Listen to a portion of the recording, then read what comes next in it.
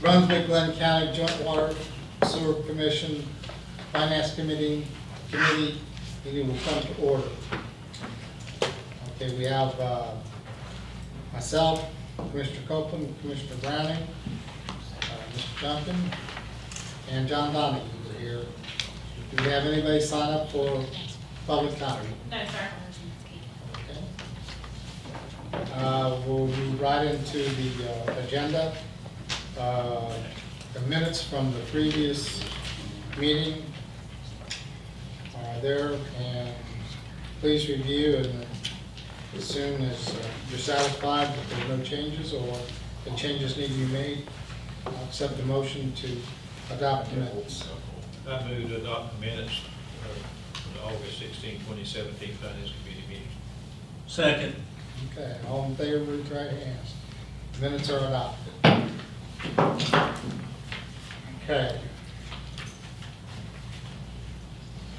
Okay, so we have sanitary sewer flow monitoring RFP for award. Mr. Crosby? Good afternoon. So as you'll know, we had an RFP out on the street for sanitary sewer flow monitoring. We're going to use this, this project will be on St. Simon's Island, and it's going to be about a 3-month period of study, and then from there we'll determine if we need to extend that further. The reason we're doing it is to address the inflow and infiltration, the high levels that we have, and what we're going to be using this study for is to kind of establish those baselines of where we're starting from and what we're working toward.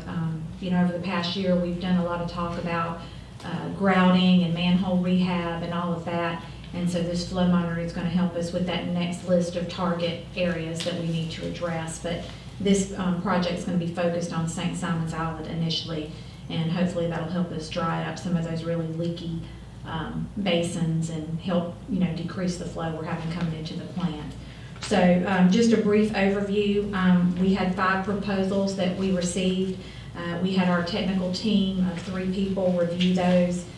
You'll see in the packet, there's a little bit on the background of the project, as well as the individual evaluation sheets for each scorer. And then in the back, there's also just a listing of what those dollar values were. A couple of the proposers gave us some optional items where we could reduce the number of gauges that we had or the monitoring locations to bring the cost down a little bit. But based on what the technical team came up with, they would like us to go with McKinnon Creek, and the proposed cost for that proposal was $311,800 even. And, so basically what we're doing today is we're bringing this before you, and we plan to take it to the full commission for approval tomorrow. So if there's any questions about that, I'm here to answer them best I can. Yeah, I was looking at the evaluation report, and it looks like McKinnon Creek did quite well on the eval. On the, and I'm just curious, you know, I like what I see, but I'm just curious on the Wolpert, they're optional, 245. How many less, was that based on less gauge, did you say? Less gauges and less locations that they would be monitoring, and also some of the reporting that they were going to do. They were going to give us a few less reports than the original requirements that we had in the proposal. Would you say, would you care to offer you say less, 10% less, 30, 40% less? By the number of gauges, is that what you're asking, or the monitors? If I remember, it was like a dozen less than the others. So What was the total we're looking at? it was like almost 60 that we were looking at, so it was pretty significant. Only a dozen, And I would say, in looking at the references and everything, they had really strong references, and when everyone was looking at the proposals, one of the things that I believe in the feedback I heard McKinnon Creek, what put them over the top is they kind of had a more comprehensive, we're gonna go here, and this is exactly what we're gonna do. Whereas the Wolpert one, even though it was less, it was more general, like, we think it'll probably be these locations, but not the specific, like, we think here, here, and here. It was, we're gonna give you a total of 20. And so that's why, you know, when you see the lower price, you would think, well, why wouldn't we do that? It just didn't seem as comprehensive as the McKinnon Creek offer was, because it was almost like they had already kind of had the plan and were just ready to move forward. Well, you know, that number's out there, and so, you know, that's a lot of dollars, Mm-hmm. and it'd be just good to look at that. That's a nice little savings. That's Right. $60,000. Okay, I'm good, thank you. Questions? So you're gonna monitor 60 stations? 60 different locations, yes. 60, or not stations, locations. Mm-hmm. I guess I'm a little, I mean, I see the evaluation and the cost, but I'm a little unclear on exactly what the program is. Well, what I was gonna say is, I think this project, there was a presentation of it in facilities, if I'm not mistaken. It was back in March, because it was the meeting that I missed, is why I remember it. So it's been quite a while since we, I think, did the initial, hey, here's the project we're looking at, versus now, once we received the proposals. But the idea, okay, you Yeah, I was go. gonna say, Commissioner Copeland, that was the case. They came in, and just by coincidence, they did win the, or appear to be the best team in the RFP responses. But they came in, their representative, I forget his name, but he came up and he did a pretty extensive presentation on how the process worked, the kind of information that came about, how they'll help us understand the priorities of where we, put our future efforts. It was, I was impressed with the way it was laid. It was every bit familiar with the way I've seen other firms that are, in this area do it. But it basically laid out okay, we'll do the measurements, we'll look how the system reacts, we'll give you a means to compare apples to apples in terms of comparing the various sewer basins, so that then when you start spending money to rehab this particular basin or do additional assessment work, smoke testing, whatever, where do you start first? You got limited resources, you want to make the best bang for your buck. This report, this analysis is going to get us to that point.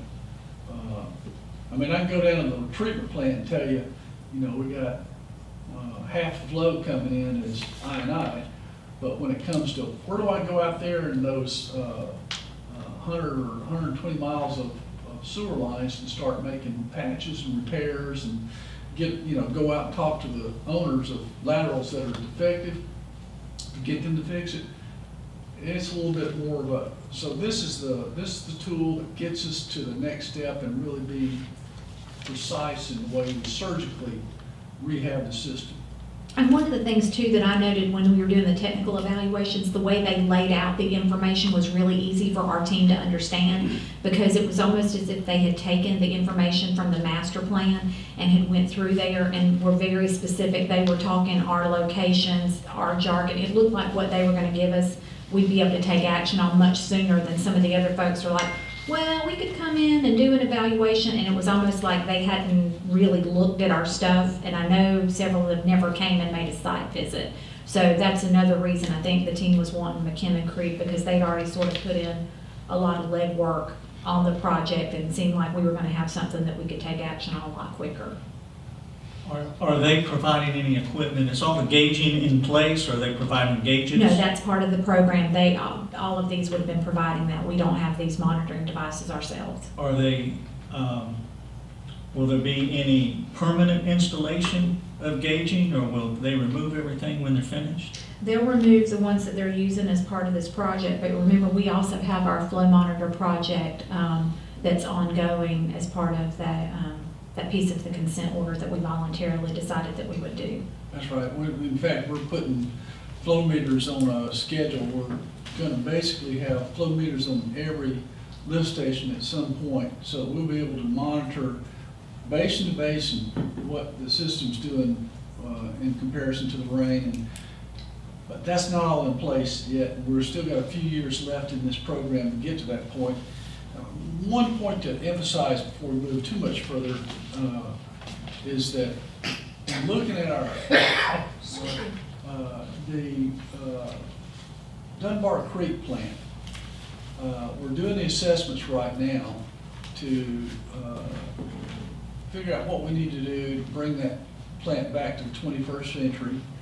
And as I understand it, talking to the consultants that are working on that assessment, they indicate that if we'll fix the pots and pans properly, we'll actually be able to easily treat another 1 million gallons a day in that same plant.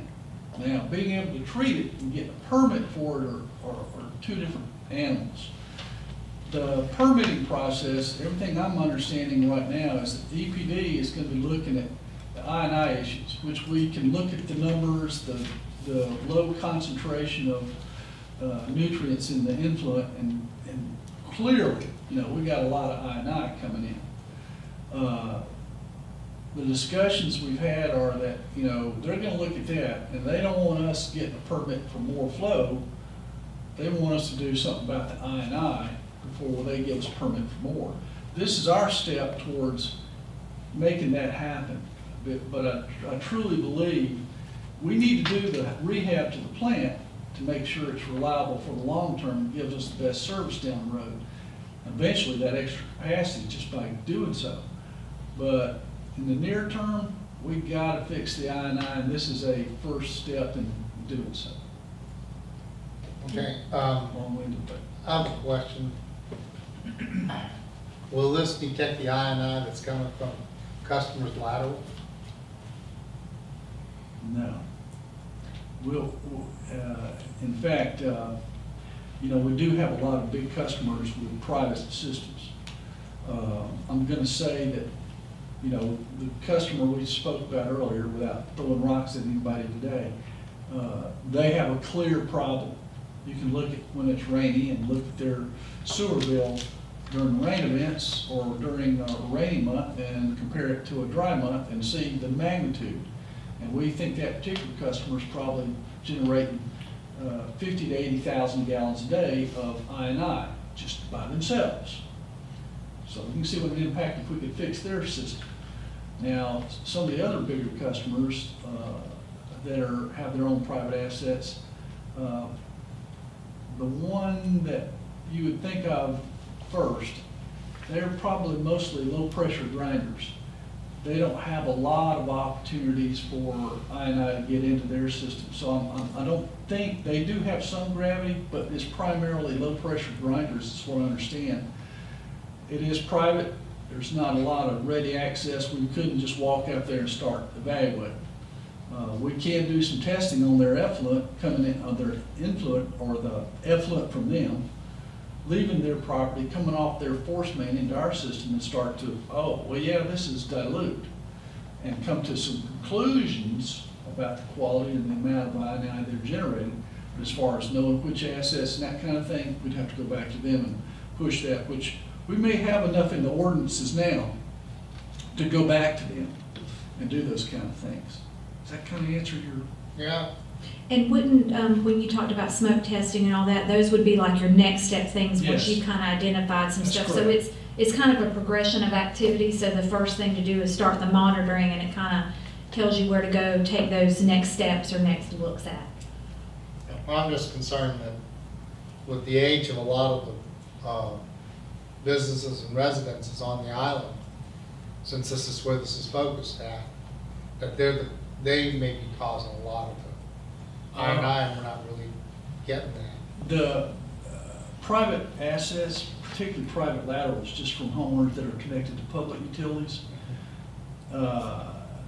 they're frequently a high percentage, particularly if you've got old assets, a high percentage of the I&I that comes into your system. In fact, you can look back at the history. I know in my experience, we've come in and found where people took their gutters off of their houses, where they had drainage problems in their yard or whatever, dug up their laterals and connected their rain gutters to the. Makes But perfect sense to me. I believe we have ordinances against that. We just gotta go find those situations. Well, we need help from the community Yep. on this problem. The other thing that I'd like to do, Pam, is kind of have a refresher tomorrow before you present it. Of what the project is? Yeah. That's good, and I'll have my technical people here tomorrow that can probably answer a few more questions than I can. So we'll do that, we'll include that part tomorrow. What I was also gonna say is, this is important, going ahead and starting this, because we'll be able to present this on our next update on the consent order, that this is another I&I step that we're taking for reduction. And if you remember way back in the master plan, this was one of the key things that they said is, you need to start monitoring, knowing what you've got, and then, picking it off as you can, so. And probably, like you said, customer laterals, yeah, they're a contributor, but that's somewhere you'll get later on down the road. But at least we'll start counting once we move forward with this. And you feel that 60 locations is prudent, is the prudent number versus 12 less? That was what the team said, and based on what we can I afford. didn't do the evaluation, but I agree. If the team said that's what we need, I haven't looked at the basis, but we do have. The thing is, we can always go back and extend this and get more, because the way the pricing is, it's by meter and for a certain period of time. So if we wanted to go back and exercise an option to either extend it or, add some other locations, there's line item pricing in there that we could do that. Yeah. So if at the end of 3 months, we wanted to do more, longer, or add more, we could. Did they provide a map where the locations are? Yes. Could you provide that also to the commissioners? And when would the program begin? They would like to start now. We actually would have liked to have already started it. This Last approval week got would have been- postponed. Last week would have been a great. Would have been Yeah, because good. we actually finished the evaluation on this about 3 weeks ago. And because of the meeting getting canceled 2 weeks ago, because this was actually going to come for approval then, so.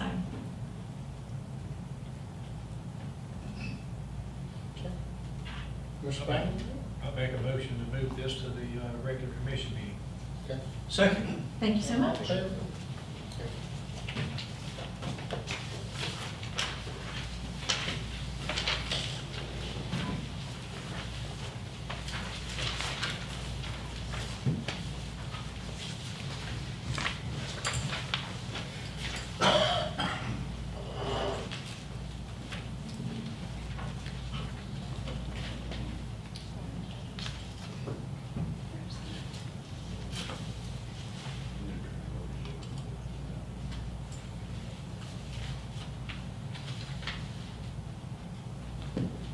Good evening, ladies and gentlemen.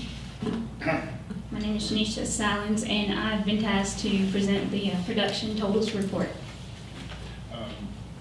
Before Nisha starts, we're not 100% ready for this yet today. We've provided you with a handout of the data that Nisha has pulled out as far as the build consumption. We have the production numbers as well.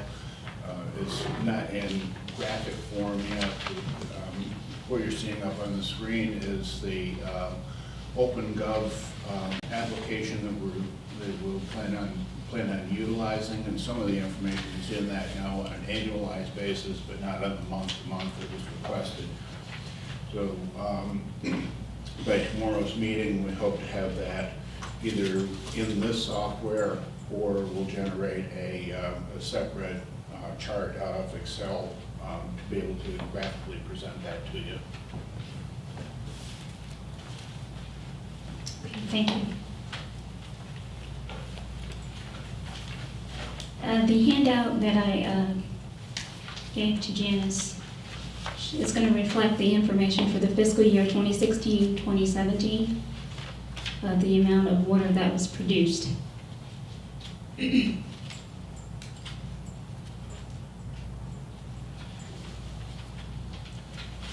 So this is the chart that Nisha just had up there, and that's the annual, this is what the annual build or the annual production. This is the annual water production, and it's broken down by South Mainland, North Mainland, by district. So the build consumption that will go next to that, we'll have to start out with total build. To pull out by build by district will take us a considerable period of time to pull that data out of the billing system. So we'll be able to at least see the total production and total sales. And eventually we will get the data to break that down by district. Okay. And This then- is what you pumped out of the ground on this. Yes. Right. That's correct. Then will you have so that we can see the difference in what was pumped out of the ground and what we billed? That's In correct. terms of, okay. We just So do not. there would be another column next to each year that would have what we billed. That's correct. But we do not have that information put into this graph right here, but that is the, And that's this information. yes, sir. And then I think we'll probably, based on your request for month by month for the last 12 months, build another chart that gives that month by month comparison for the Okay. last 12, for the last 12-month period.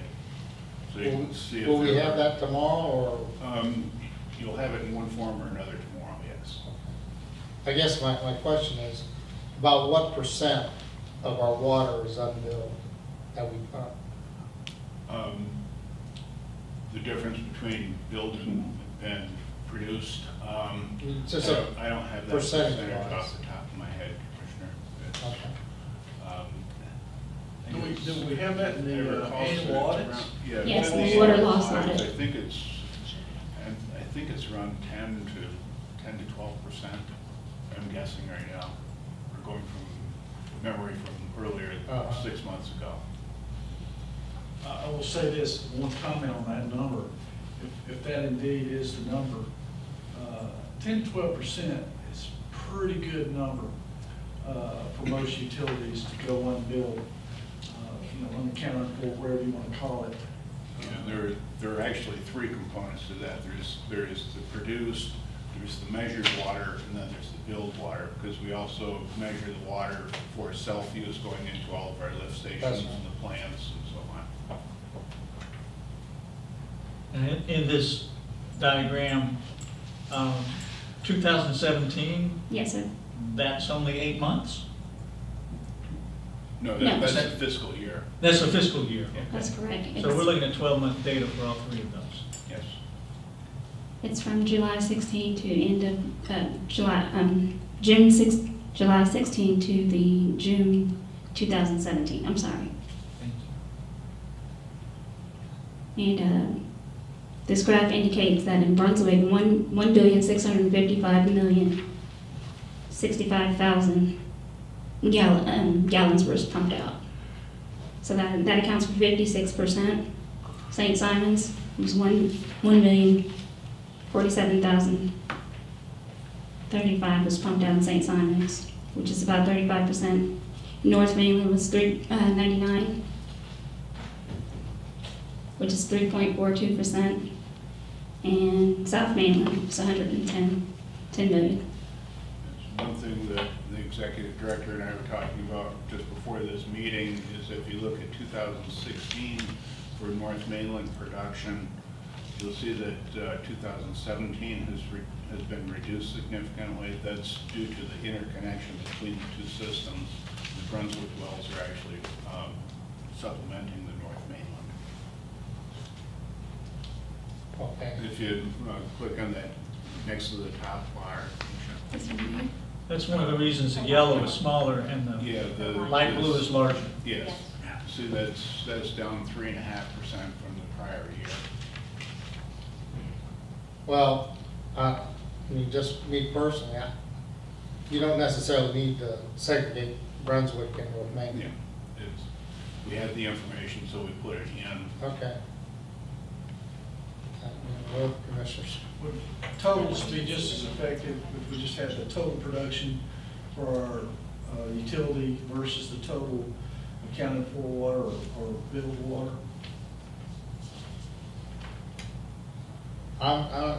Do we glean anything out of having by the areas? I don't think it is. Okay, we'll simplify it.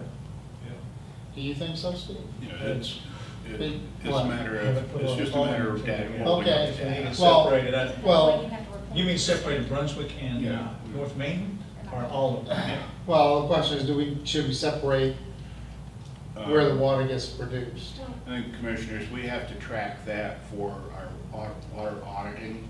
Uh-huh. So we have those numbers and we put them in here, but I believe, Nisha, that we can roll all of that together and show just one production number in the graph, a breakdown of it. Yes, sir. You guys might not want to see it, but when he does his annual report, the We- state requires it. We have an Well, you know, internal use for that. If you have however you define your areas, you know, but if you got one area that your buildings are lagging consistently behind other areas of the county, Then you know. Yeah, your collections are lagging, yeah. you may want to know that. You won't know the collections per se, all this is gonna tell you is how much we billed. That doesn't mean Well- it won't tell you how much of that is gonna be bad debt by district. That's what you were looking, we can start to track that in a separate graph. Well, we're already doing it. I mean, we have a program to collect bad debt. I mean, we know what we're not collecting. I don't know if we need to just start drilling down and look at it. Probably- Commissioners, because this data can be rolled up into different graphs, and it can actually be, these graphs can be made public on our website, they can be made open to commissioners and staff, or they can be private graph dashboards that, for instance, just Nisha wants to see. So, and the data can be combined and mixed and matched in different ways. So we can design those charts to reflect what we want to inform the public of what we need for internal use.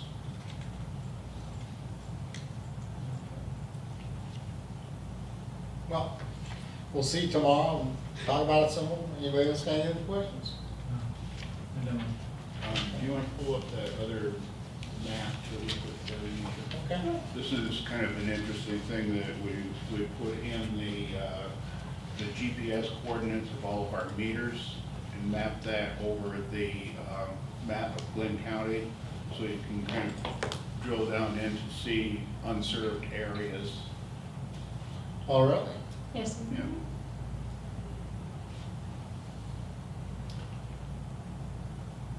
I was looking at that this morning, and just a short distance from my house, we serve water all around, but then there's a little circle that's not served by us. They apparently have a private well for that one community.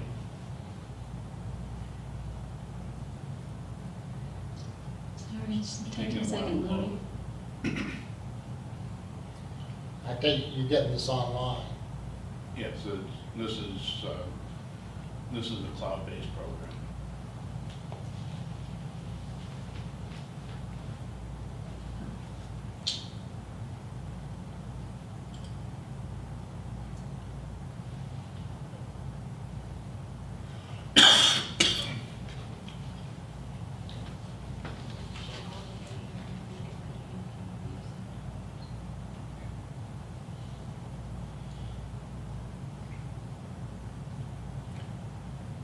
Okay.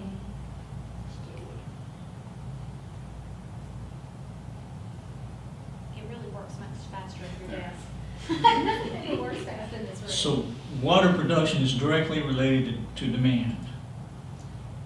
Yes. And billing is directly related to what the meters tell Yes, us. sir. So production and billing are different because of the three components that you There's- discussed. And then on this billing, the consumption billed revenue, we don't have gallons. Do we have a way to compare the two in gallons? Yes, the gallons are on that sheet. One is stated in gallons. and Well, one's at the stated bottom, in those are ounces. gallons. Yeah. I see K-gal, yeah. So again, we'll get that into a graphical form for you tomorrow, and get it in volume measures. Well, let me ask you a really wild question. This may not be wild to you, but do our meters at the residences and businesses trying to figure out how to form the question. Do they sit in an area based on when they get put in? Are they grouping or are they just scattered all over the county? And then what I'm getting at is, can we detect when a meter slows down using these, No, this? not unless we pull the meter out and do a test on it. But let's say if we had a housing area that all the meters were put in say 2012, could we go back through and determine that maybe we need to use this as a tool to identify areas to test meters? Yes, we have that information within our billing system. There's a date the meter was installed on the, attached to the meter in the system. Are you talking about just looking at the age of the meter to determine the need to test, or are you talking about Well, looking at the? that flow? the consumption rate is changed. Is it that? You know, the change is so low over the years, you won't hardly see it. Okay. They've got what they call a high-low report that comes out with software that tells you if there's a sudden dramatic change. Somebody suddenly put a bypass around the meter and they're getting their water, so they suddenly use very little to no water compared to what they've been using. We can go out and investigate those kind of things and check to see if there's theft or that kind of thing going on. But as far as just watching the change in the meter, it's. Yeah, and the Badger meter bodies that are in the ground now have a 20-year warranty on them, and there's some, and I don't know what the number is, there's warranty to be within some range of accuracy even after the 20 years. So the bodies themselves are probably still pretty accurate because they went in, I think the county put theirs in 2005, so they're about 10, 12 years old now. But back when we were looking at moving to the cellular technology for the reading heads rather than the drive-by radio reads, at that time, Caleb described to you that the meter heads that we're installing now read at a lower flow level than the Badger heads. Right? Badger, I think, started reading at 3/4 of a gallon. These read at, I think, half or 8 ounces or something. It'll begin to read, so it's picking up those lower flows on the meters.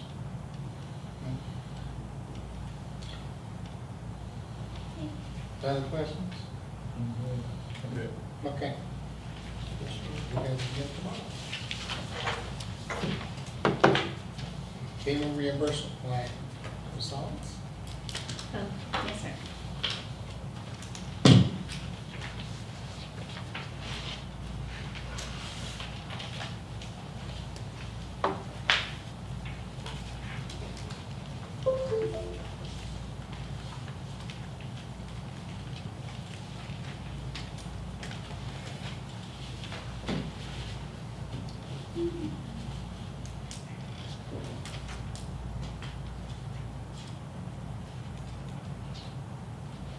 Looking to get the network share or a thumb Yeah. drive? Okay. Please click on the yellow folder to the right of the E. There you go. On the left, USB. Thank you. Too easy.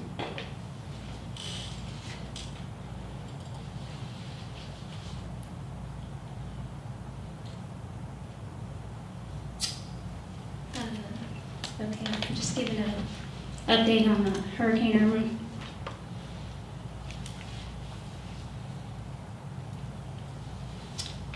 This is a timeline that tells when the governor of Georgia declared a state of emergency for Glynn County on September the 6th. The hurricane incident period is actually from September 7th through the 15th. We reopened our business on the 18th this month, and there was a mass email sent to all employees to request for our Hurricane Irma documentation invoice. There was also an email sent out on the 19th to request for a preliminary damage assessment, in which we'll need to have key personnel get together to give an overview of all the damages that we sustained from Hurricane Irma. Once we get the overview of the damages, I'm going to submit an application, to FEMA.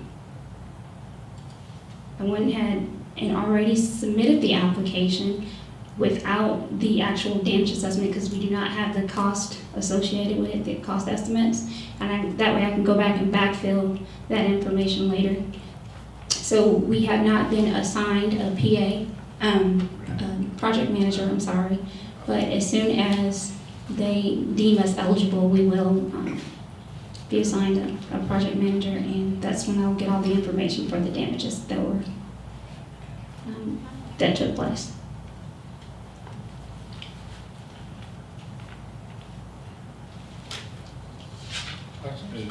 As yet, we don't have any kind of preliminary dollar amounts as yet, so it's been a couple of days. Okay. I think the only thing I'd be curious to know, since I wasn't on the commission back in, when Matthews came through, but you've all been through this already. Nisha is our resident expert. Yes, we have. Since we've already been through it with Matthews, we kind of know what we're getting into. Hope that the federal government hasn't changed so much since then that it's still pretty much the same process. Yes, sir. We actually have to file claims with our insurance companies first, and then FEMA and Janice has coordinated those insurance reimbursements previously, so she knows much more now about what's needed for that, and Nisha is very well versed on the FEMA piece. But it can be a steep learning curve when you hadn't been involved in something like this. And if it's only been 11 months since we've been in it for the first time, I think we're probably a little bit wiser, smarter. And staff was much more informed on what they needed to keep records of and how they needed to keep those records during the occurrence. So hopefully we'll be in much better shape this year than we were last. Now, do we know with the claims, the total amount of claims that we filed for last year, and level of reimbursement? Yes, sir. We were eligible for approximately $420,000 last year that we received back, and we're waiting on our last check from FEMA. So you're saying we will be totally reimbursed for all that? What was our total expenses from the storm versus what we were eligible to collect on? Oh, the total expenses was near 700 and something thousand, but we were only able to collect on 420 of it. Sorry about that. And we filed for the 700 and they disallowed That's right. down to the 420? That's right, based on some of documentation that we didn't have in a timely fashion, or receipts that, just basically because of our lack thereof knowledge to have that information, we didn't have it, so. And so we should be able to expect a little higher rate of Higher return. percentage Yes, sir. reimbursement this year, yes. One of the other things that affects the rate that you get reimbursement is also when those expenses occur relative to the timing of the event that caused the expenses. So I know the first 30 days is real important, right? Yes, yes, The more sir. you can get done and, get invoiced, the better. If you let it drag out, so everybody's working real hard right now to try to hit that first 30 days and get everything we can done and billed and invoiced or whatever to show those expenses within the first 30. Well, as I watch the communications flowing in the emails that I received, I would see messages about, right Irma, or, track your calls and all that. So I could tell there was a concerted effort to keep reminding everybody that, we got to capture these calls so we can get reimbursed for them. There was a real good, the financial group in our section in our response were constantly reminding us. I know one of the things I thought was a really good move this time, Nisha put together a training just a few days before we activated and had everybody go through the forms. Here's why they're important. Here's what you need to do. And we got all our supervision that we expected to be responding or potentially responding through that training right before the storm, so that was a big help. And then continual reminders throughout, that was helpful too. Well, and we also had, I know at the location I was at, we had, I think, 4 finance and admin staff that were there to help assist people as they were trying to fill out their timesheets. So each day as they had questions, they weren't sure how to record it, there was somebody that could give them that immediate feedback, and so then they knew, and then the next day, it wasn't a problem because it had already been addressed. Instead of like last year, I think the whole event was over, there was a big load of paperwork that came down here that Misha had to sort out, and then you started the questions, so. It seemed better. The finance group had 3 words for everybody, just document, document, document. We'd even got to the point where logistics was threatening, you know, we were the ones in charge of feeding, no sheets, no eats, but it didn't get to that point, so everybody was really conscientious about getting their time sheets turned in and everything. So we file a separate application from everybody else in the county, is that right? Yes, sir. So it's not, there isn't a county coordinator, Well, project manager, or anything like that? We're separate. well, there is a coordinator, but the application is separate from the county. We will receive our own project manager. And it may be the same project manager that the county is assigned to, but we're looked at differently. But you're actually talking about the FEMA project manager. Yes, the FEMA project manager. Yeah, you're not. I was thinking, Oh, sorry. is there actually a county project manager, anything like that? We're separate, and our reimbursement request doesn't need to be approved by anybody else in the county, No, sir. goes straight to FEMA. Yeah. And they'll sit with me and actually walk me through the process again, like they did last year, and hopefully all our documentation will come in a timely manner, and we will get more than 420,000 this year, hopefully. We just want to do the best we can to For what we get, have, to exactly. get what we're due. That's correct. Too bad. Yeah. Yeah, we want to learn it, do it as good as we can, and hope we never have to do it again. There you go. I don't know, it's going to be an annual event. No. All right, thank you. Thank you.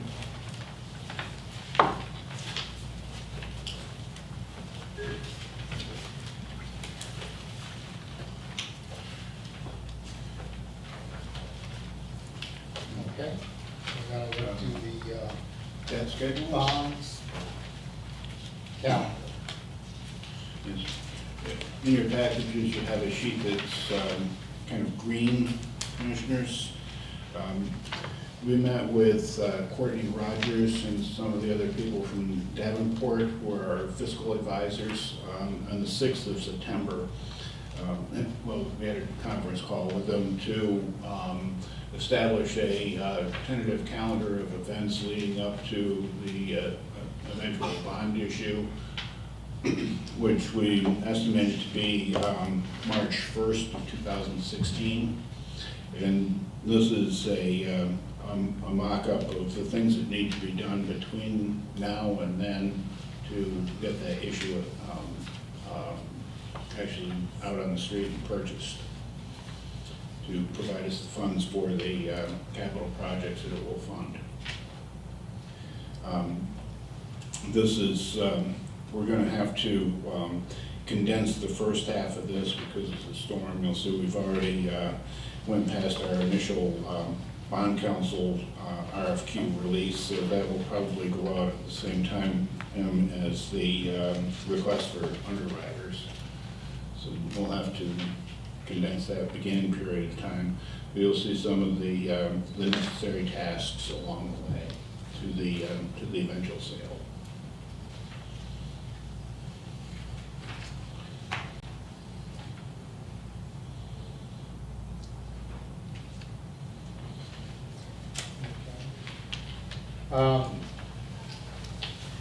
We last talked about this in the spring, right? Yeah, we actually hired a fiscal advisor last fall, and we've been Yeah. working with them in some of the steps that we need to come That's up down with. for it.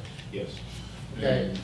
Um, For tomorrow, would you kind of walk the history Okay, before you get into the nuts and bolts of this? okay. And do we have a number yet that we think we're gonna ask for? No, that's one of the, I believe one of the tasks on here is we need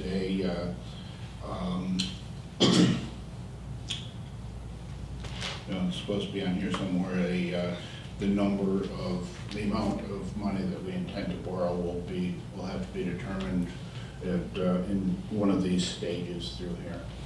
I asked Courtney to put that on here, and I don't see it right off. Let me remind the chairman that we've got the studies going on. The bond issue is going to be total to the finishing money for the two SPLOST projects and the rehab on the two older wastewater treatment plants.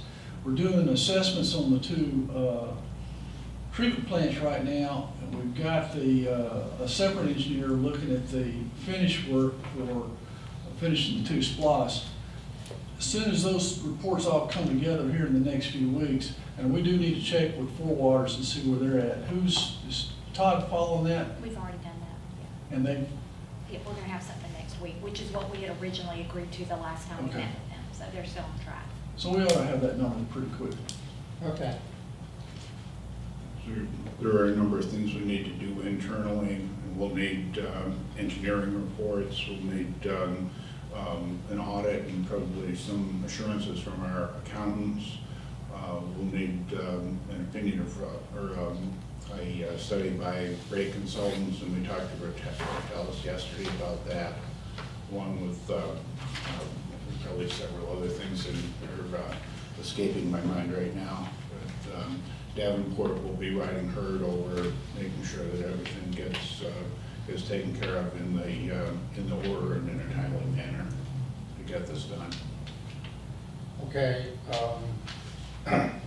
During this process, will we make a decision to roll over the current?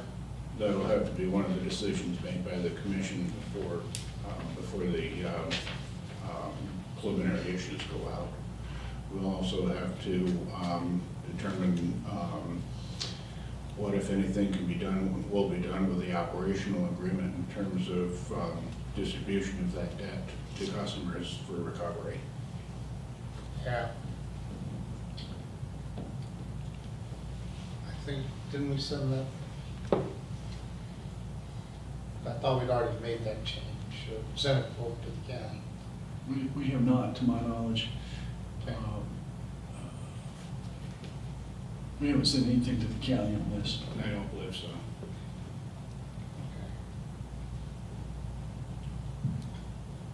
I guess we probably, before we do, it'd be nice to know what the impact that we're sending is. Well, we need to have it, that's something that needs to happen. It's not that it'll stop the bond issue, it's just that if we don't spread it over all the county, then There actually is a little bit of time in between the issue of the bonds and the time the first payments would become due, but it would probably be better to have an answer as to how that debt's going to be distributed prior to issue. And there are some things that we'll need to add into this schedule. I wanted to present this to the finance committee today so that you'd have some idea of where we're getting started on this, and it's going to be a pretty tight schedule to get it all done by March 1st. I'll say this, just in thinking off the top of my head. All the funds, except for those used to rehab the Dunbar Creek treatment plant, probably are uniformly shared by the county and the city. Dunbar Creek, clearly that's only county residents. So if we separated that proportion out, everybody else gets an equal portion of whatever's left over. Be my first cut.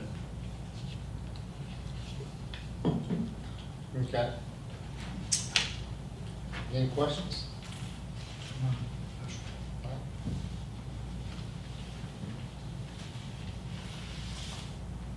Okay.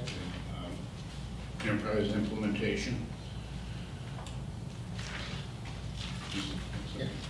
The program is, the customer information system, our billing system, as you know, went live July 1st, and had some significant problems with it at first. I think we've got all of those solved. We've gone through our databases and of customers and cleaned those up so that the addressing issues have all been fixed. We stopped sending out bills the second that was reported to us, and started reviewing every bill literally that was going out through that first cycle. So I'm only aware of 2 reported instances of any confidential information being on that out of the several thousands of bills that we sent. But that was fixed immediately. The billing system seems to be working quite well right now. There is a fairly steep learning curve for some folks, other folks not so much, that had been in it and working for a significant period of time. The meter reading and utility folks had been using Enterprise for probably 6 months before it went live, so they were well versed in it. The billing, the folks that actually do the billing had been doing that for a couple of months previous, so they're pretty much completely up to speed and are ready to learn more things in that. So that's coming along well. Customer service is I think, fairly well up to speed on it. Although there are some things that Enterprise doesn't do that GEMS used to do, or it's done a little bit differently. So we're going to have to maybe have some workarounds for some of those things. We're kind of cleaning up odds and ends now. We are able to do the miscellaneous accounts receivable billings out of that, for water sampling, for we don't have the sewer, the septic dumpers set up yet. That's one of our next set of customers to set up. We're also going through a lot of database cleanup right now, because some fields were not where they were supposed to be, and information is missing, so we're going in and backfilling that as people are doing that when they have a few minutes to spare time, or when they go in to research a customer's account, they're filling in the information and get in the right data fields in the database. We still have a number of things that are still in process. The lockbox where people mail their bills in, the company that used to do that for us wasn't able to make the conversion for the scan line on the bottom of the bill. So right now, all of the bills that go in the mail are coming to us, and we're processing those in-house. And at the same time, we're working with BB&T Bank to get their lockbox set up so that the mail can actually go directly to BB&T. And what percent of our payments come through the lockbox? It's probably about half. It's a big stack of bills every day. We do have little scan line readers, so the billing folks can just scan that through and then key in the dollar amount of the check. So it's not a completely manual system. We have a temp person here from Express Personnel that's doing a lot of that, so that Terry and Angel can keep up with their normal workload as well, to supplement their efforts. Where are we on the convenience fee on credit card? Actually, Peter Guido from Paymentus is going to be here the first week of October. We did contact them about having all of our credit cards and debit cards and so on go through them, and that is possible at a lower rate. However, in order to do that, we have to absorb the $1.75 fee per transaction. The $1.75. Yes. But we would have to absorb that, Okay, and that would amount to about $50,000 to $60,000 a month. Yeah, but what's the offset? You don't. The offset would be possibly more people paying online. Which would reduce whatever's going to the lockbox. Yes. But the fee that we absorb for paying online is far greater than what it costs to run a payment through the lockbox.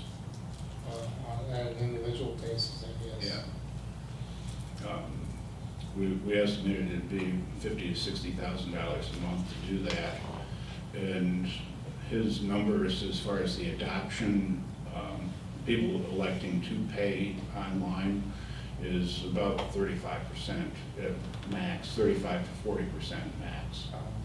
So it probably wouldn't significantly cut down on the lockbox or traffic in the customer service area. Well, It wouldn't have a huge effect, it would have some. yeah, but if you look at where the business world is going, at least my impression of it, is they're trying to go paperless Yes. and everything. Are we at a point where we could offer customers a paperless? That's one of our next steps in enterprises. We do have the ability for electronic delivery. So if we could bills. create an all electronic We could. system, then that would lower our costs? It would lower the printing and mailing cost, but if we absorb the convenience fee, it would increase that cost. So it's probably going to be a negative or an increased cost to us, because the cost to mail the bill is less than the cost to absorb the convenience fee. I have talked to Lance Turpin with BB&T, and we've provided him with some of our statistics in terms of number of transactions and dollar amount of transactions, and he's running it through his processes to see if they may be able to supply us with the payment or the payment gateway at a lesser fee. And what they meant And be able to make it more affordable for us to absorb any online payment fee. I had a discussion with him just before Irma, so I haven't heard back from him as yet. Well, I guess, are we a big enough customer to drive him to give us a good deal on that? We're a fair-sized customer for them, yes. And they've been very responsive to all of our other requests. They're very eager to get more of our business.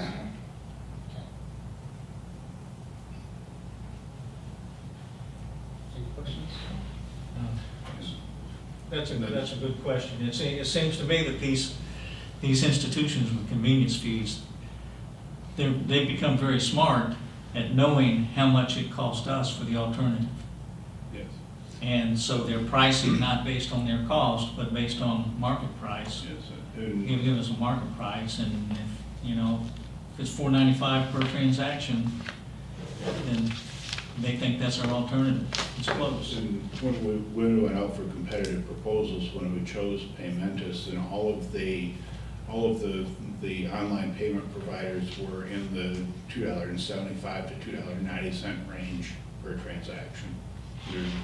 They all know how much their competitors are charging, so they're all right in that same ballpark. How long have you been with BB&T? Gosh, I think it's 3 years now. Almost 3 years, almost at the end of our contract. Almost at the end of the original. We're almost at the end of our contract. Let's start working on structuring a contract, request for proposal, in which we get a very reduced price on convenience fees, or whatever they call them, for use of credit card. And see if when we go out, see if there are any banks that we would choose to partner with that'll help us in that goal and lower our costs. Because that's part of their job too. I mean, I agree that everybody has an opportunity to make a profit. But I want to make sure that we do well too. Okay. That's the billing system implementation. We're also working on 2 others, or 3 others actually. The OpenGov that you saw earlier with the charts on it, and you'll see a little bit more of that later on in the financial section. We've had 3 official meetings with them and several phone calls and emails back and forth with them to get this thing up and working. We've got the kind of the basics of it right now.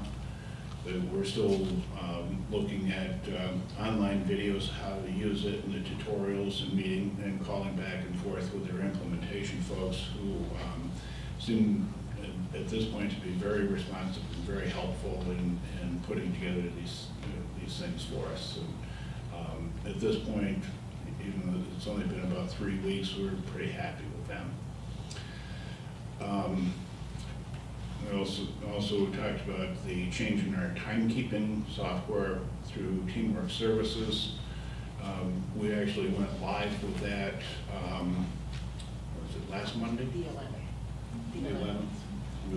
We went live with that a week early, because that, one of the reasons being that when folks entered that on their phones or on their computers, it's stored, even if they don't have internet connectivity, it's stored there, and then once they have connectivity, it's uploaded into the software that Teamwork uses.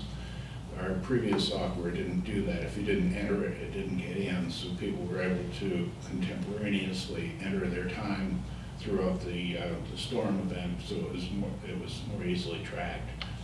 The other piece of that is assigning time and cost by project code.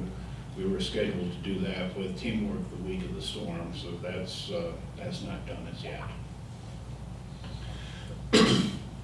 The other one is, and the last one is the capital projects planning module of the enterprise software. As you may know, we've been participating in a development group with Harris on adding features into that module and so on. And there are a number of features that will be built into it, but they are not as yet available to us. That hasn't been released. So we started an implementation about a month ago. We wanted to get these things up and running because we thought all of this was in the software as it is now. As we've gotten into it, there are only 3 things that have been enhanced in the software. One is the ability to upload projects from Microsoft Project into Enterprise, but the only thing that does is imports the beginning and end dates, which we can key in faster than we can import.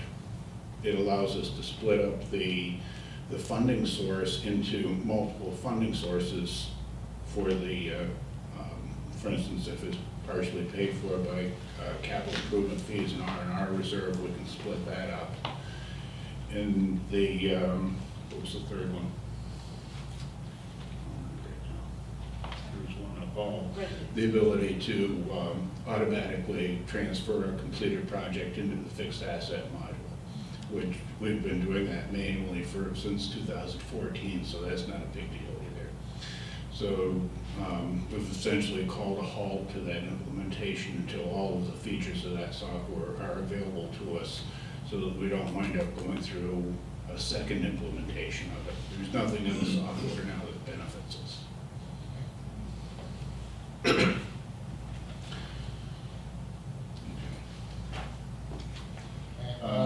Audit status. Okay, the folks from Malden and Jenkins were here. Pardon? Before I forget, Mr. Chairman, were you expecting to talk about the bond issue tomorrow? Have a presentation on it? I think we're just gonna, I don't necessarily expect to talk about it tomorrow, no. Oh, okay. Not so much. Okay, I just thought I heard you talking about, indicating maybe we were going to talk about it tomorrow. I didn't see it on tomorrow's agenda. No, I don't No, think so. I think it's just for us, Yeah. right now. Oh, okay. I mean, we're just not that far along to Yeah, I No, had that's just, good, that's good. I had just intended to, I appreciate that. I just thought I heard something that sounded like you were expecting to talk about tomorrow. and Yeah, I may have said something like that, but I guess what I'm talking about is as we get this fleshed out. That's good. I'm sorry. I asked Janice to put this on the agenda for today, just so that the finance committee would be aware that we've got a schedule and that we do have a number of tasks that we're beginning to work on to get this issued. We have a lot to Sorry cover. for interrupting. Thank you. Okay. But this report here does show October 19th as presentation to the Yeah. commission. Yes. Yeah. And so I think you're right on target. Between now and October 19th, a lot has to happen in order for them to actually bring that presentation on the 19th. It's only a month. All that we're presenting on the 19th is the approval. for- But I don't know if that's the approval, we'll come back to it. That's just for the bond council This is recommendation. just, Bond council Right, and recommendation. then you guys are gonna do your financial plan and policy presentation on the 19th, but it's not the bond per se that we're presenting on the 19th. well, It's the on schedule. 19th is when we're gonna do the presentation of the vision Right, of where we're going. but that's not the bond. And that'll kind of give us the number that we need to hit and how much are we going to do with that in the bond and how much is, you know, that'll be an interesting day.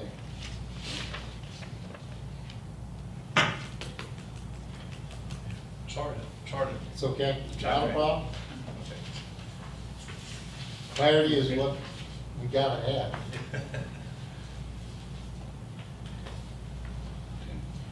Ready for audit status update?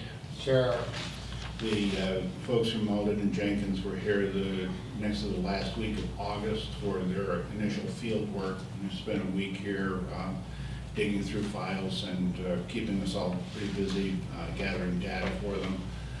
They finished their field work that Friday and left us with a to-do list of about, I think it's about 30 items that they need. Some of them are just copies of documents, some of them are analysis and questions. Frances has been busy answering or responding to the ones that she can put together. Some of them they'll need from me, some they need the attorney's letter and some miscellaneous things like that.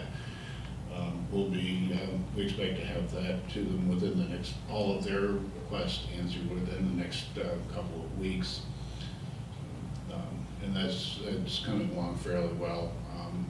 I'm not aware of any significant findings that they had. There will be some repeat findings that you've seen in prior audits, primarily the separation of duties, because we've basically got 4 people in the finance department, so some of us have to wear multiple hats. For instance, one of the findings is I often prepare journal entries, put them into the system, post them, and approve them by myself. And of most of that, I plan on moving off to Francis in the next month or so. So we'll get a little more separation there, but that will probably continue to be a finding until and unless we increase finance staff. Would that be a opportunity for us to put an accounting firm on retainer to come in monthly or something to review our entries and check off on it, to have that external third party, and achieve what they're asking for? That's a possibility. Whether it's a necessary thing or not, one substitute for strong internal controls is strong internal oversight. So one outweighs the other. And it's usually better to have the internal control of the separation of duties. But if there's a strong oversight, such as yourself and the finance committee looking into the financials, then that's mitigated to some extent. I hear what you're saying, I know I'm not an accountant by trade, so my oversight may not register with what Understood. a CPA can do. I'm just saying. We talking about have somebody come and look at the month end. Well, yeah, as we make the journal entries and do the whatever corrections that John does on a monthly basis, you know, spend a couple hours on a CPA consultant to come in and, okay, Probably, this looks okay. we're not at that level, what we're doing in this committee right now. No, I think it will probably level person where Frances can move some of the things that she does to a clerical level. And then she does have the bachelor's degree in accounting, and she's fully capable of putting together those journal entries and so on that I need to go over. She needs a little tutoring and coaching and what to do, but she's fully capable of that. It's a matter of getting the time to Well, get it accomplished. I had, before the meeting got canceled, had that as one of the things I wanted to talk about, what the journal entries were at the end of August for the commission meeting that was scheduled and canceled, if you recall. Is which journal entries? Well, the ones that you do, I think where Jimmy's coming from is, and he and I had a discussion that we don't fully comprehend what the journal entries are that have to be done, and that's what we want to look at. Oh, But really what I was getting at, I thought from the findings, in addition, is if it's internal controls versus a third party looking at it over, I'm not sure I understand what you were saying a while ago. Is internal controls better? Are we gonna still get the findings that we've had the last two times if we leave if Frances is making the changes and you're looking over her corrections or journal entries, is that gonna satisfy them? yes, that would. Okay, that was Such my as real concern. the approval of the purchase order. Somebody puts them in, you approve them, and then Frances, Beth or Frances take care of the payments. At the end of the month, adjustments and those kind of things, if we have Francis doing those and then you looking them over, we stop seeing that internal, how did they word the finding? It's segregation of duties, We'll stop seeing that. yes. Okay. Yeah, if your auditors are finding, you know, if they're reporting that they have findings, that you need to, you know, indicating some corrections need to be made and how our Johnny and his staff are doing things. If we're not correcting those, of course, they should be finding those every time they do an audit too. And I'm not so sure going out and getting somebody else to look over there. And I'm not, Correct that. yeah, I'm not gonna advocate that. All I understand, if I understood it correctly, is we had the same person making the entries as was reviewing. If we can do it internally, I'm for it. I'm not advocating go outside unless it's needed. I think I thought I'd heard that. though. it's doable internally.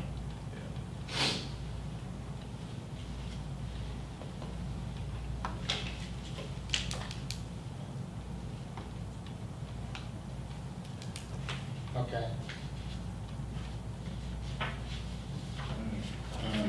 Any month financials? Yep. August?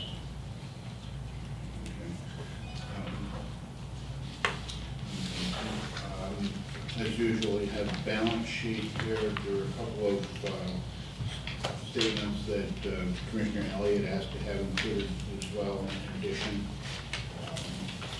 I don't really have any comments on the balance sheet. That's pretty much the same activity as normal with the increase in the bond fund and movement of money from the reserves to capital projects in progress. The second page of this is the combined revenue statement in condensed form. You did the last three columns.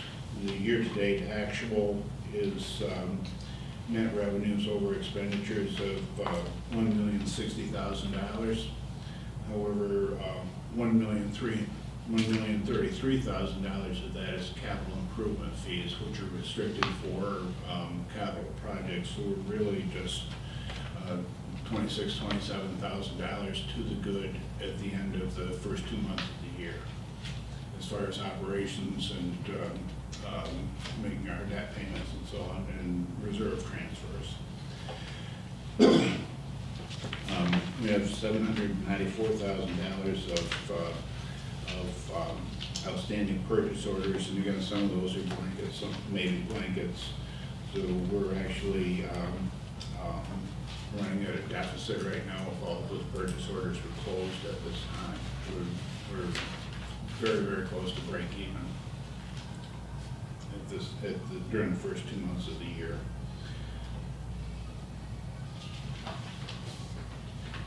All of the detail of each of those, all of the line items by division is further back. It's a 15-page document that has each individual line item of revenue and expenditure broken up by division.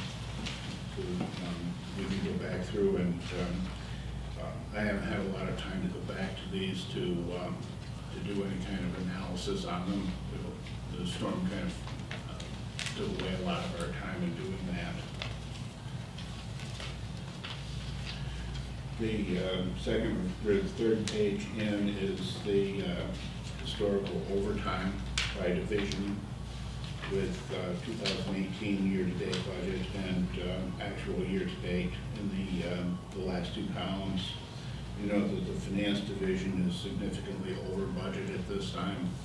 We spent a lot of time in July and into August in correcting the billing addresses and making other corrections and adjustments in the billing software that we had not really anticipated.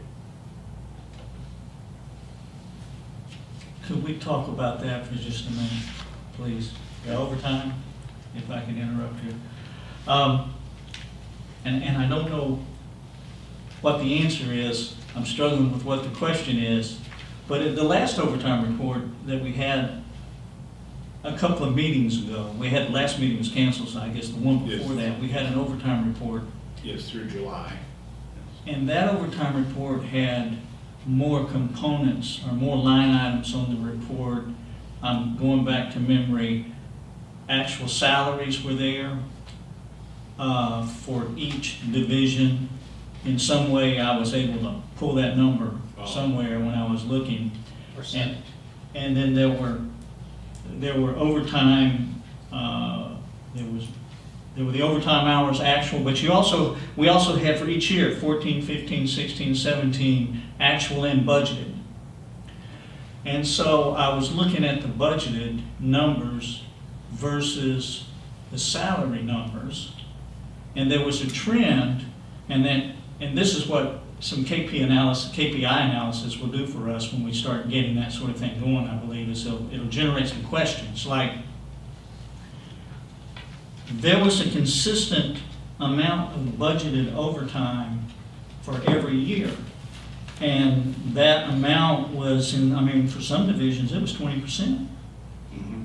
Every year, they budgeted 20%, and every year they hit 20%. So when I see a trend 5 years running, 1, 2, 3, 4, 5 years running, where we're budgeting 20% overtime and we're using 20% overtime, when I see overtime as something that should be an aberration, it's telling us something. I don't know what it's telling us. It's either telling us, well, we've got things happening in the system that need to be looked at, out in the equipment that need to be looked at, that will not require, we can do some things so that the overtime's not required. It may be telling us, anything.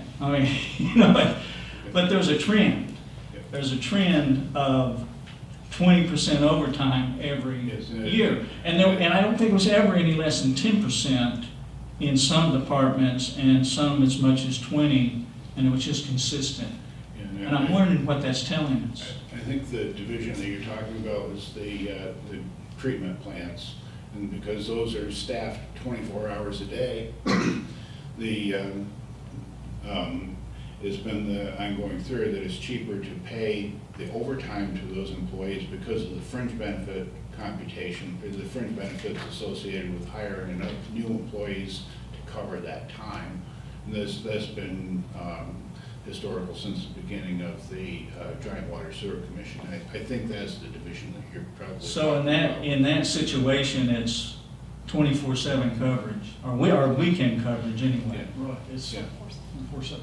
One of the things, and going back to what you're talking about on the overtime, I think one of the things we've discussed sparingly is, I don't know, I can't remember, you're not in the HR committee, No. but one of the things that has come up is we've talked about the need to consolidate operations to get us more flexibility and efficiencies out of the resources, and that includes human resources. One of the things we're working on right now is taking the old DAF building at Academy Creek, converting that to a consolidated operations center.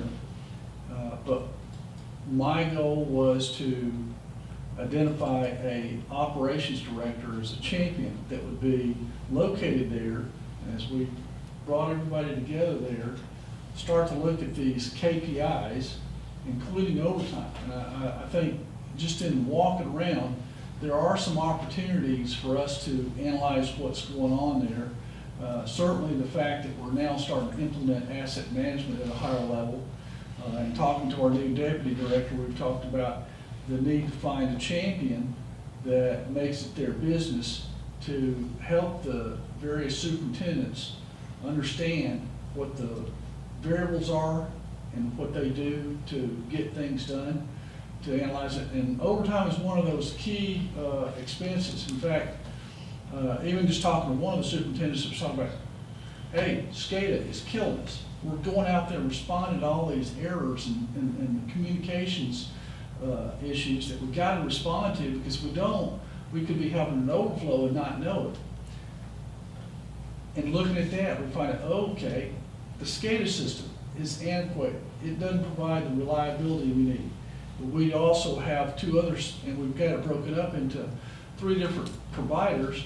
So they're already analyzing, and we're looking to replace that. But we're going to be analyzing all the pieces that impact the numbers, I think, with that position and that role created. So I'm hoping we'll have champions, and certainly somebody with a big picture view, with hands-on, day-to-day, that will be able to look at what each group's doing and find out where there's additional opportunities to work with each group, figure out how this one can help that one, how we get maximum utilization of resources and the greatest productivity. So while you're heading down the path that we're headed for, just want to let you know, we've got that in our Thinking big about picture it. scheme, yeah. It's maybe a little premature. Well, not All right, premature, well, but it's, we're definitely on the working on- same, we're on the same track with you, I'll say that. Yeah. And one of the things that we've discussed is breaking out the various types of overtime that we have. There's scheduled overtime that we have, such as the folks at the treatment plant that are working overtime to fill in the 24/7 coverage. Then there's the scheduled overtime that we have for, that's classified as overtime for on-call personnel, where somebody's paid a stipend to stay at home and not have a beer on the weekend in case they get called out. Then there's the call-out time that they have, so that's one set. And then there's the unscheduled for the breakages, the spills, and those type of things. So there are various categories that we can break that down into to track as well. Even routine maintenance Well, sometimes is scheduled overtime. Let me give you my take on what I think you were going to, okay?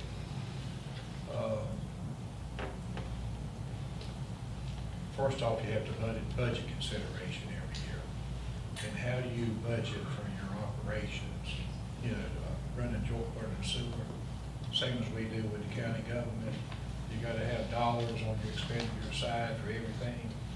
And so when it comes to your wages and salaries, we know who all we have on staff, we know all the positions, we know the staffing, we know what the wages are of everybody, and we can put a firm number to that, or an exact number. The overtime, it could fluctuate. We have 5 years going back to see that it might be staying pretty constant. But still, we're not worried about if it's going up or down so much right now. We're worried about having money in the budget to cover whatever that overtime's going to be. So you have that overtime set out here. We do it over the county. Now, the good thing about tracking it, when you get these reports and you looking at it, okay, if it's holding steady, you know, you're doing pretty good, okay? And so you're gonna live within your budget, and that's pretty good for most people. Over on the county commission side, what we do is if we have an event like we did with Matthews, and that overtime goes up, we do what we call a budget amendment. We've gotta put some money back in on the revenue side. Make budget lines. See, we gotta find some money and put it in there. And, next year, it may be okay if we don't have a hurricane or some other thing to use up a lot of money on overtime money. But, basically, it's just a function of putting the budget together and making it work for you.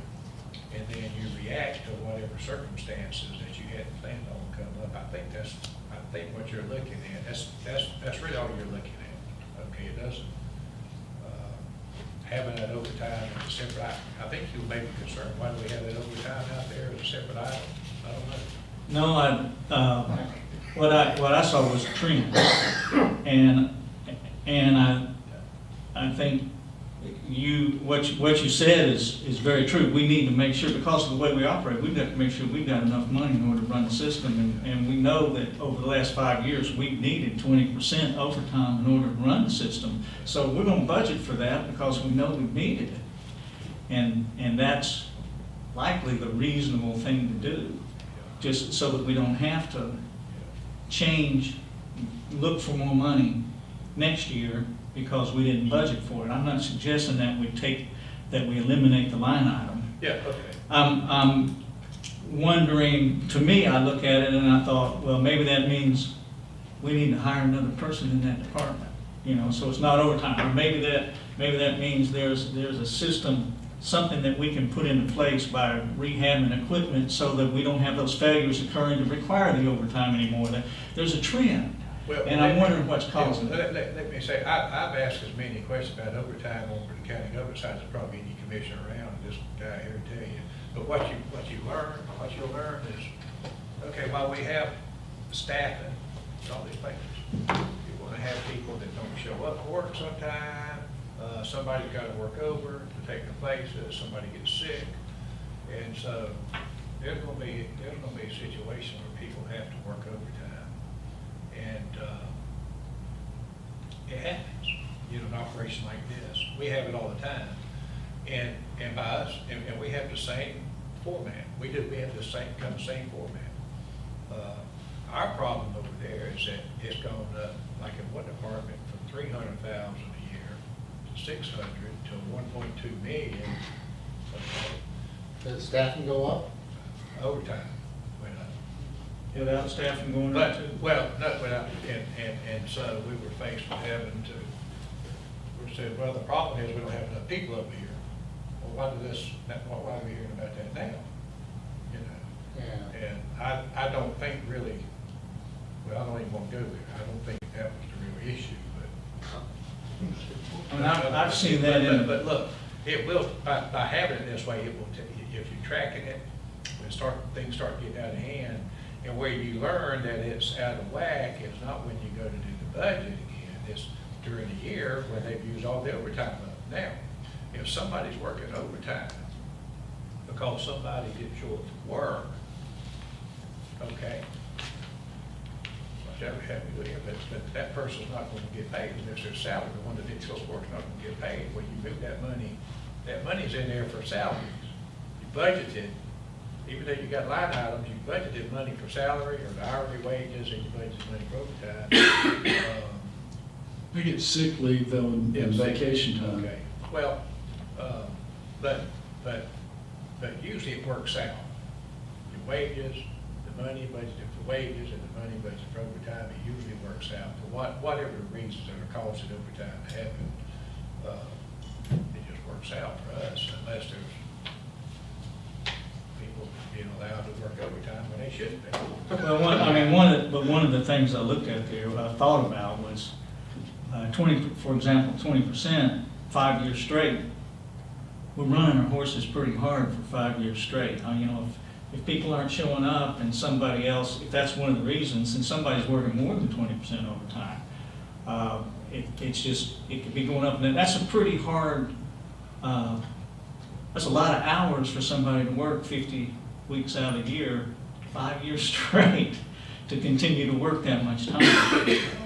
But it's just a trend that Well, tells us something. I don't know what it You need to know a is. lot more.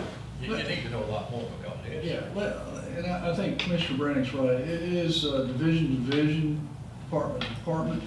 But one of the things that I was getting at a while ago is that, when we have this big picture view of what's going on, we're looking intimately into how we're doing things, what we're doing, what are the causes of overtime.